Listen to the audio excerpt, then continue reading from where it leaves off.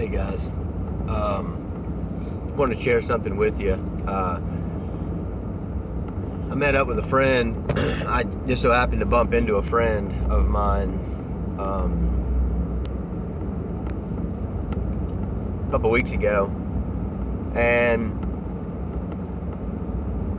he was telling me about how he got off work. I used to work with him. He got off work and he's heading home and didn't have much going on, just messing around and gonna work on the house a little bit and then going back to work tomorrow, and just obviously it wasn't in a rush and didn't have much going on, and I said, man, I don't know what that feels like. Well, the guy, he knows me pretty good. He knows I've got 4 young kids and a house full, and he had a son that went off and joined the military, and so now it's just him at home. And anyway, like I said, whenever he said that, I said, man, I don't know what that feels like, being able to just mess around and kind of go home whenever you want, kind of thing,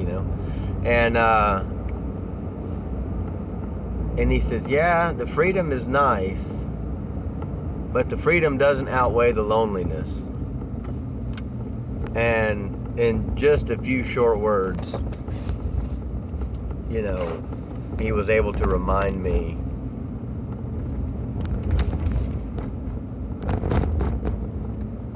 how, I get overwhelmed when I get home and the kids are going nuts and everything, and, my wife needs a break normally and all this sort of thing. And if you have a family, you understand what I'm saying.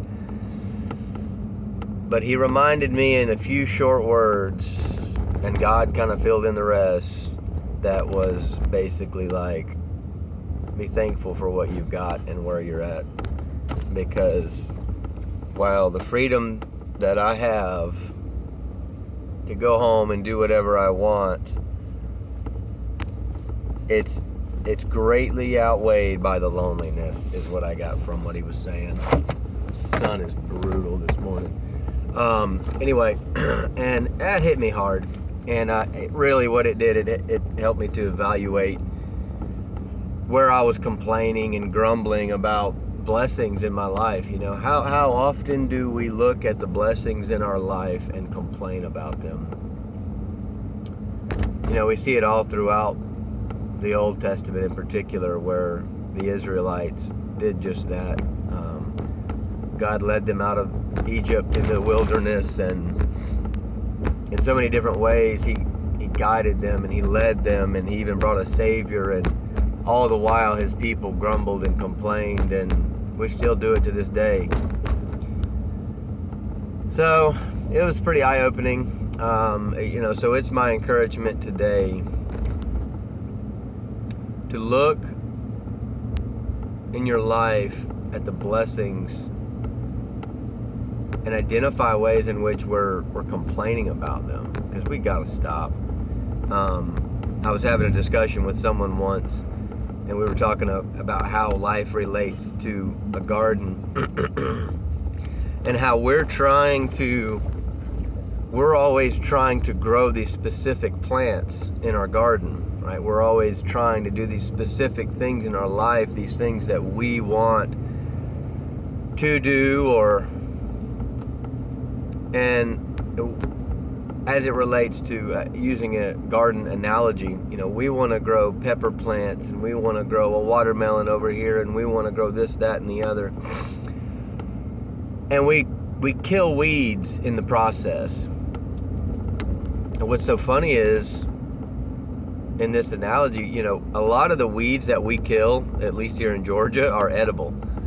And so we kill all these edible weeds, edible plants, in order to achieve our desired result, right? Well, obviously, if we were trying to survive, we'd probably kill ourselves by killing all the edible plants so that we could try to, grow a cucumber or a watermelon. But the point is that we look around in our garden and we pull up the blessings. We see these weeds or these things in our lives that we think are a burden,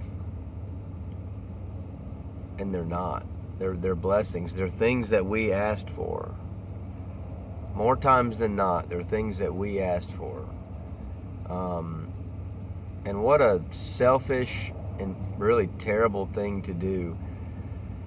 If you could think about when your child asks for a toy, say for Christmas or whatever else, and then you get them that toy or whatever it is, that thing they want, and then 2 days later they're not happy with it, right? And you find it like broken and laying on the ground. You know, how much the Creator feel when we are surrounded with blessings and we look at them and ultimately curse them and despise them and look at them as burdens or hindrances. What a terrible thing if you really think about it. And to even look at like my family and to get home and be overwhelmed and stressed out by how rambunctious they are, how joyful they are, and you know, the house is a mess. It's like all of those things, and my wife is quick to point out, all of those things are blessings. And we've really got to lean in on Him and change our perspective on these things, because it's incredibly, I think it's incredibly dangerous and blasphemous even to look around at the blessings in our life and to call them curses. Anyway, that kind of got deep quick, but that's the reality of it. And I just pray that God would soften our hearts and help us to see the blessings and just to work with Him and not against Him. In this garden analogy, we worked so hard to kill the edibles in our garden that are already growing, that are already adapted, they're already used to growing there. We're pulling up wild onions, we're pulling up dandelions, we're pulling up clover, we're pulling up, killing off all these edible things in our garden, not seeing them as the blessings they are and working with them. We're killing them off so we can grow our own. Probably something that doesn't even belong in that garden, in that state, in that zone, if you know what I'm saying. We're trying to grow a pineapple or something in Georgia. What the heck are you thinking? Anyway, I hope this blesses someone. This is not an easy thing. This is not just you make up your mind, at least for me, it's not something you just make up your mind one day. I'm gonna be better and I'm gonna think about things differently. It's a daily dying to self is what it is. And I'm not saying I've got it mastered. I wish I did. But at the end of the day, we got to look around and see the blessings and work with what He's got in our life and quit fighting against it and quit calling blessings curses and frankly calling curses blessings in other ways. Anyway, I hope this blesses someone, and I hope y'all have a great Tuesday. Take care.